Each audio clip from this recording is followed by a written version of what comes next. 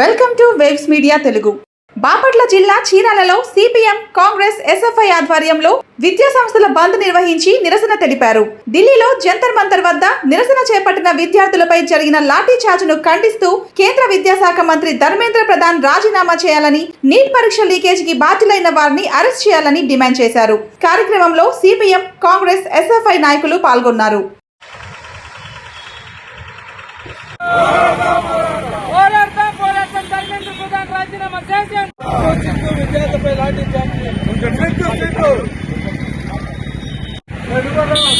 ఏ మాత్రం ఒక మేధావి వాంఛుక్ అనేటటువంటి ఒక అవార్డు గ్రహీత స్వచ్ఛందంగా వచ్చి ఈ రాజకీయ పార్టీ నాయకులు ఈ మేనమేషాలు లెక్కేస్తా ఉన్నారు.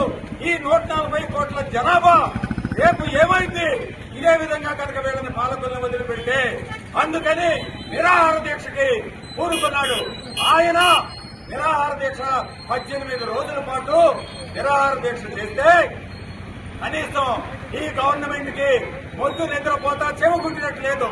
చివరిలో ఆయన ఆరోగ్యం క్షీణిస్తా దేశవ్యాప్తంగా కూడా రాజకీయాలకు అతీతంగా, పార్టీలకు అతీతంగా ఊవెత్తున ఉద్యమం రాబోతుంది అని తెలుసుకుని 18వ రోజు అప్పుడు ఆయన ఆరోగ్యం క్షీణిస్తుంది అని హాస్పిటల్కి తరలించారు బలవంతంగా.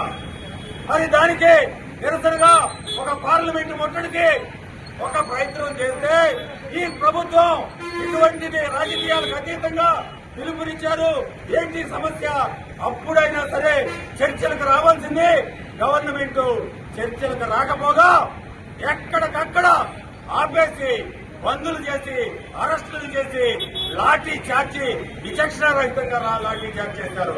ఆడపిల్లలనే చూడకుండా, స్టూడెంట్స్ అనే చూడకోకుండా ఇష్టారాజ్యంగా అణిచివేయాలని చూశారు. దేశవ్యాప్తంగా కూడా నువ్వు నరేంద్ర మోడీ గారు నువ్వు ఎంత అణిచివేయాలని చూస్తే దేశంలో అంత పెద్దరిల్లేటటువంటి అవకాశం ఉంది. ఈ రోజు నువ్వు కొన్ని ప్రాంతాలకు పరిమితం అయితే నార్త్ ఇండియా లేదు, సౌత్ ఇండియా లేదు, కులం లేదు, మతం లేదు, అందరూ కూడా దీనికి స్వచ్ఛందంగా మద్దతు ఇస్తున్నారు.